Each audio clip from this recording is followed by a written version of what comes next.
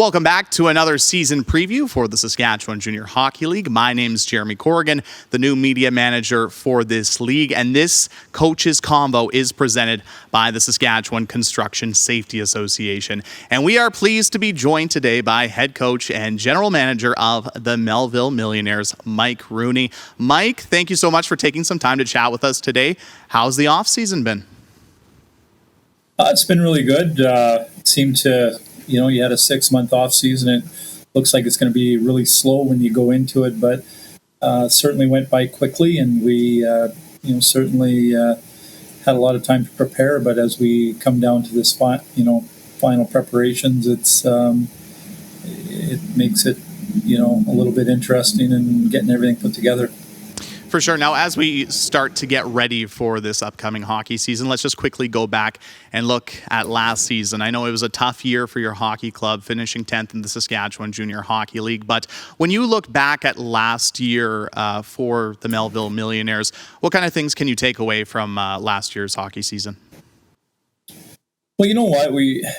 Things obviously, in the win-loss column didn't go maybe the way we planned. We had a few things that kind of put us, behind the 8 ball early. But you know what, when we really look at the big picture, one, we do know that it is about, we want to win, we want to develop players.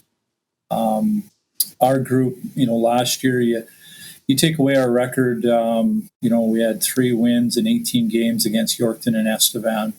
And you take that away, and, we're a 500 hockey club against the rest of the league. And you know what, we can take away Young, or we can look at Young and we can take it away, or we can look at Young and being injured and a lot of significant injuries. But end of the day, we're 10th place. We realize that. We looked at a number of different things through the off season of how do we adjust and not end up in those situations again. But 1 year older, 1 year wiser, a lot of returnees coming back.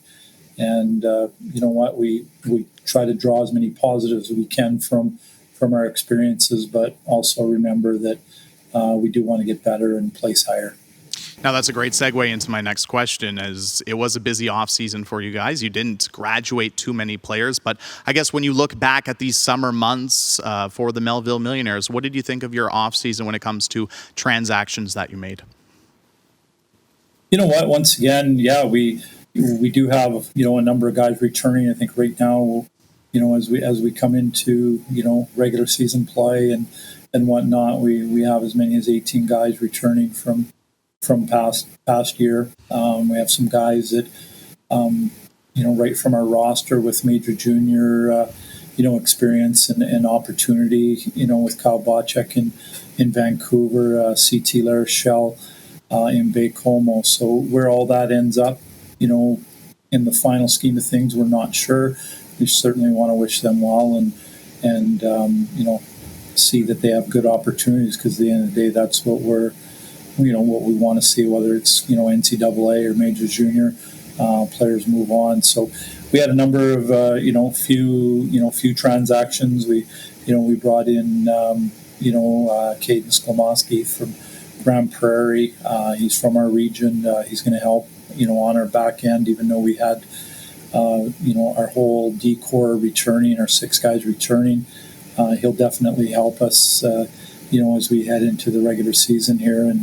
And our recruiting portion of it, we're real happy. We wanted to address some size. We wanted to address some grit, with the continuation that they have to be able to skate and have skill and good sense. So it's certainly, it's a hard, to find all the boxes checked, and especially, at the junior A level, there's always going to be, those warts, so to speak, or those missing check marks beside certain criteria that you look for. So, but we really like our recruiting group, and we're going to have, we're going to be very competitive, and I think we're going to be relevant. Now, you mentioned that you have up to about 18 players returning this year for the Melville Millionaires, plus the class that you brought in recruiting. But during this offseason, you also announced already your leadership group for this coming season. And there's a few players there I'd like to just quickly touch on. And first off, your captain, Zach Kane. Why Zach to be the new captain of the Melville Millionaires? You know what? First and foremost, Zach's a tremendous individual, and when I go back to when we first made the transaction to get Zach, we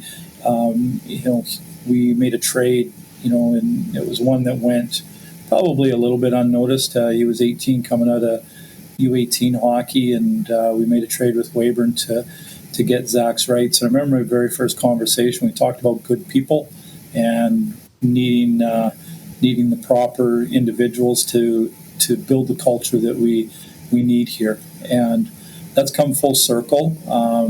It wasn't something that he just walked in and that was given to him. He showed that everything that in our due diligence that he was all about. So that's really, he's a good player, he's a good individual, a good citizen, a very good communicator. He's not just a yes man. We communicate well, and if there's something on his mind, he certainly brings it forward. So he's a perfect fit. Now, another player I'd like to touch on with you is one of the assistant captains that you named, Noah Wills. Almost a point per game player last year. You must have some pretty high expectations for Noah going into this year. Yeah, you know what? He was kind of left on an island by the time we were done last year with Zach being injured and only playing half the season, and Nick Sampson as well were taken out with injuries. And some of that, if we were pressing forward, we could have put those two individuals still in the lineup, but we kind of erred on the side of caution and wanted to get them nice and healthy and move forward. But back to Noah, Noah's a really good skill player, a really good person, and he's learned the game, away from the puck. He's getting better. He's bringing a grit level to his game that maybe some people haven't noted as part of his game.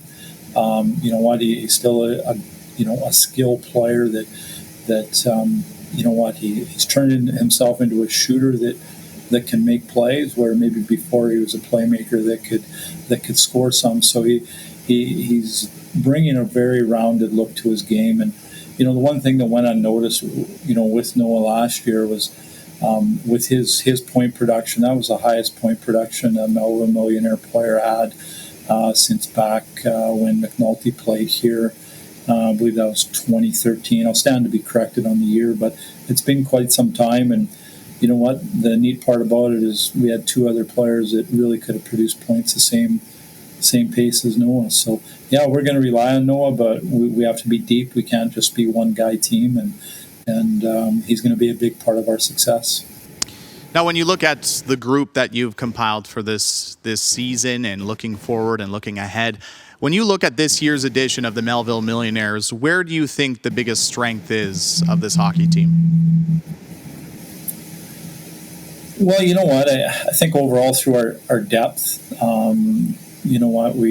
I think right from top line right through, I think we're going to have some juice, so to speak. I think we're going to have a number of individuals that are may surprise some people that whether they were with us last year that maybe couldn't really get the traction that they anticipated or that maybe we wanted for a variety of reasons. And then there's some new faces that are going to come in. So I like our depth, right through. I know on our blue line, we're offensively, we're going to be, led by Kane and along with Louis Frederick Thaberge and Kobe Ball. And, Nick Andrusiak will start he's been with, Portland, so he'll be there, and we wish him well as, just like the other guys. But he did very well as a 17-year-old defenseman in our league and produced. And, just right through our lineup, I think the experiences that we had last season will serve us well. We recognize we have to get better. And 10th place is 10th place, and you can't always have the same group back and expect different results. But I really believe that our depth, and really our drive to want to prove people, what we stand for in Melville, and the type of character that we have is really going to be what is the driving factor of our team, and what people look at, and we're going to be a hard team to play against.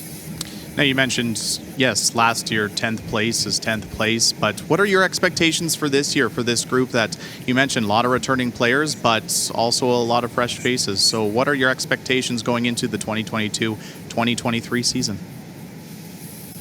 Well, once again, when we came in, 2.5 years ago, we talked a lot about culture. We continue to build on that, and even if you have the perfect culture, so to speak, you have to continue to work on it and maintain that culture. So our day to day, obviously focusing on that is going to be important. What we do in the community, what we do, at practice every day, and then of course that's going to translate into 58 nights of the year into hockey, and that's what the fans, really want to see, and have have the opportunity to kind of follow us and cheer us along. And as far as our group, we want to be relevant.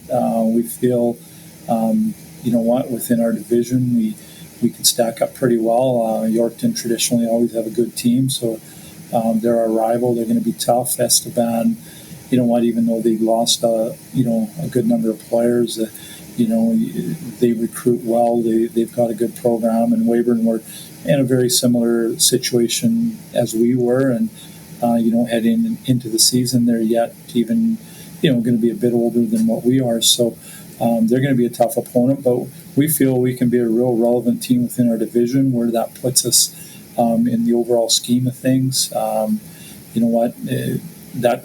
kind of remains to be seen. There's good teams, but we want to be that playoff team. I think everybody talks about that. We want to be a playoff team. We want to put a banner up. So whether that means we're looking at winning our division or doing more, we want to be that. So that's our goals. That's what people can expect us to strive for each and every night.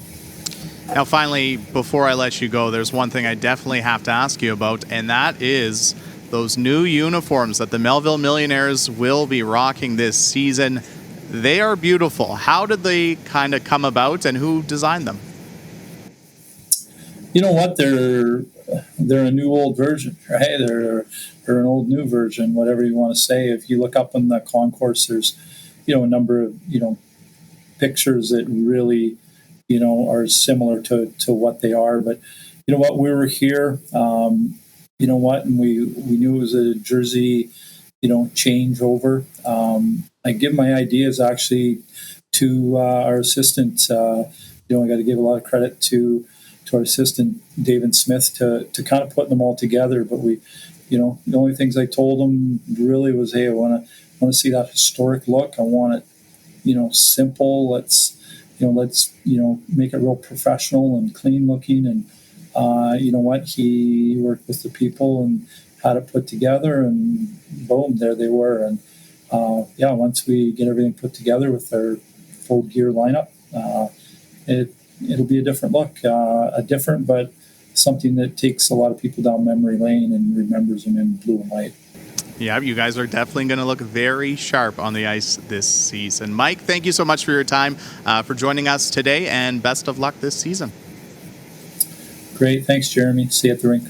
That is head coach and general manager of the Melville Millionaires, Mike Rooney. And the Melville Millionaires will open up the regular season on Friday, September 16th, their home opener against the Weyburn Red Wings.